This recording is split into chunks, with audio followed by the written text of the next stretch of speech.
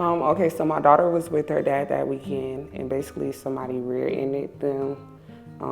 It was her and her cousins in the car. She was having like back problems, just a little whiplash.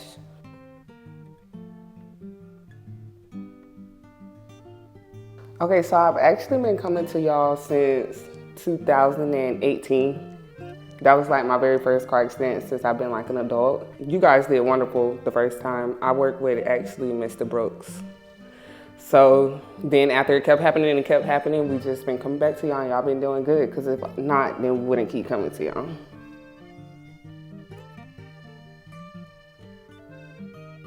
Mine was wonderful. It was great. Mr. Jarrell, he kept me updated when he can. He made sure if he couldn't get in contact with me to text me, because I do work at a call center, so he definitely kept me updated, just so I wouldn't be worried or anything.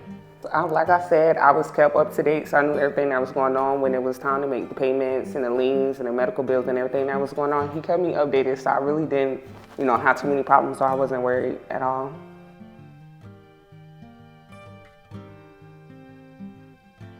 Yeah, I actually don't recommend it y'all to a handful of people, so yeah.